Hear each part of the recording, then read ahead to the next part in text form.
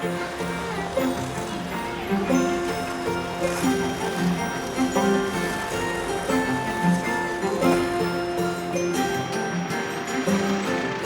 may seem contradictory that what is known as the Motor City, for years a center of industry, a center of mass production, is at the same time connected with craft making.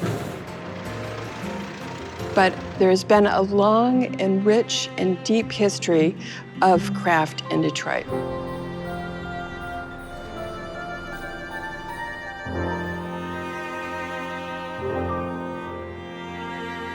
We're standing in the heart of the Detroit Institute of Arts, and we're surrounded by Diego Rivera's mural cycle, Detroit Industry.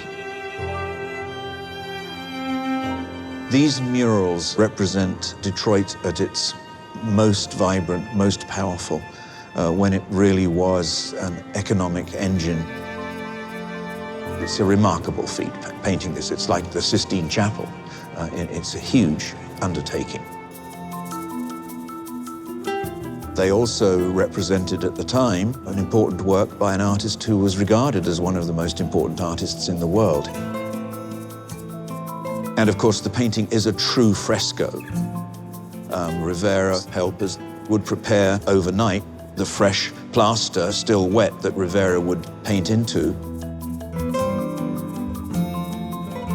The main panels show the creation of an automobile from the very beginning of the smelting of the steel all the way down to a little tiny car in the distance coming off the production line. I don't think any of us now can really be in this space and not be impacted by the monumentality. These murals were just awarded National Historic Landmark status. These murals say many things, I think. On the one hand, given the state that Detroit has fallen into, they can be seen as an elegy of some sort. On the other hand, they're also a song to greatness.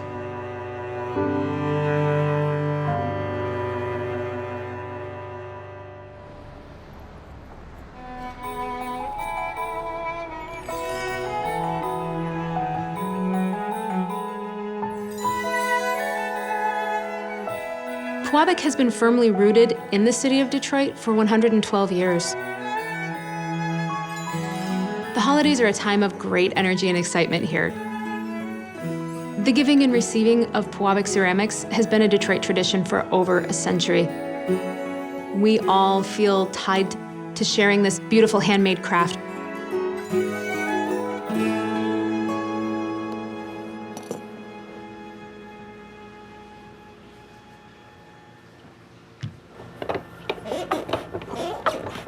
I'm pressing the first of the 12 Days of Christmas tile series, and it's Partridge in the Pear Tree. I cut off my excess clay, smooth it out, give it a stamp, and once it's dry, I can pop it out of the mold, put the hole in it, and it dries over a day, and then we can bisque it so we can put the glaze on it.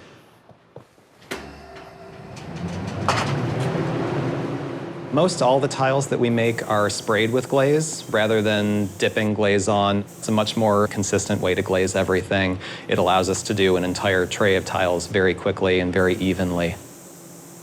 The glazes we use are very sensitive to the thickness that they're being applied in terms of getting just the right color. The micrometer measures the thickness of the glaze to 1/1000th of an inch.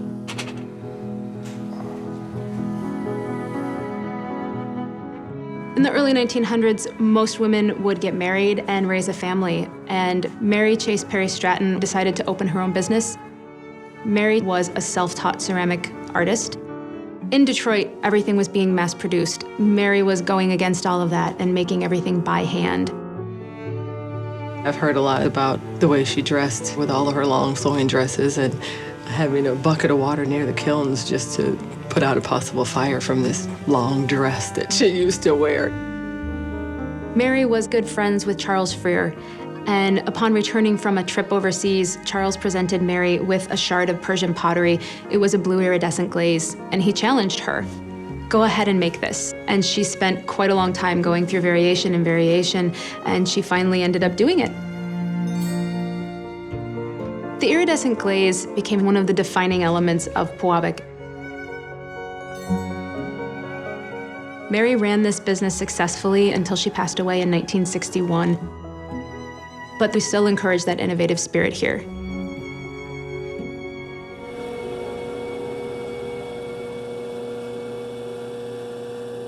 Mary Chase Stratton was a woman ahead of her time. She would sketch out ideas and then have her potter throw them, and then she would go back and manipulate and add and sculpt on top of those pieces. Usually around the holidays, we'll do some specialty pieces like that in honor of that tradition.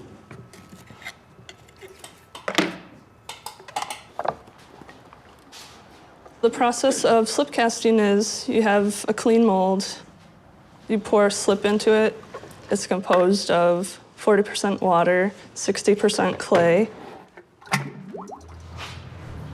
After 2 hours, we pour it out.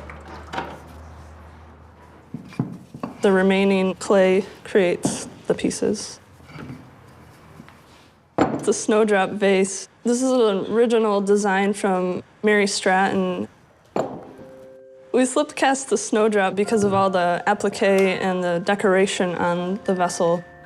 It's a good way for it to be consistent with the form. After I finish the piece, I let it dry a good day, and then I get them ready to fire for the first firing, which is the bisque firing.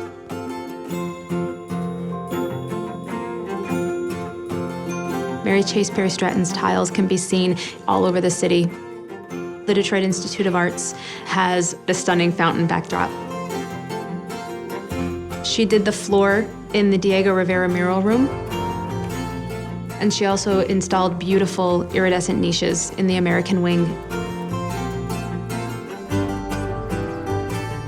The Pewabic fireplace at the Detroit Public Library was commissioned and installed in 1921. It was then the children's reading room. There are 10 tiles depicting images from 10 classic stories from literature. The goal of that was children whose minds are constantly wandering would always have something new to focus on and think about when they were in that room and interacting with that fireplace.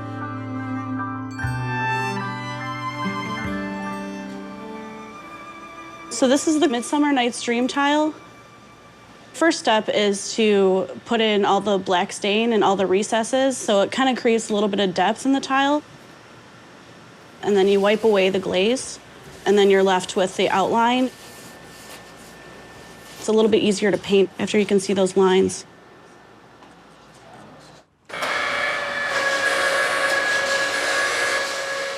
We do two kinds of firings in this kiln. We do a bisque firing, which is the initial firing that changes the clay into ceramic. And then we take that a little bit hotter, and that's the final glaze firing where we actually receive the finished goods. We check over a few things, making sure they're not warped, making sure the holes are fully pierced, making sure the hallmark's not obscured. People love coming in and getting our 12-day ornaments, so we want to make sure that they're the finest quality.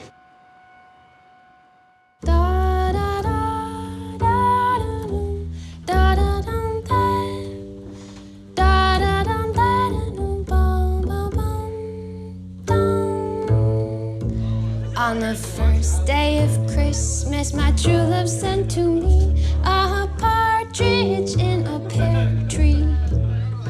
On the second day of Christmas, my true love sent to me 2 turtle doves and a partridge in a pear tree. Over the years, we've seen a lot of people come and go through the walls of this building, but the spirit of Pewabic still remains. We're still practicing the ceramic craft the way that Mary did it 112 years ago. 5 golden rings. It's great to be a part of history that's been around for so long and seeing all the changes that the city has gone through over the last years. It'll be exciting to see what comes next. On the 12th day of Christmas, my true love sent to me 12 drummers drumming, 11 pipers piping, 10 lords a-leaping, 9 ladies dancing, 8 maids a-milking, 7 swans a-swimming, 6 geese a-laying, 5 gold rings, 4 calling birds, 3 friends ostrich hens, 2 turtle doves, and a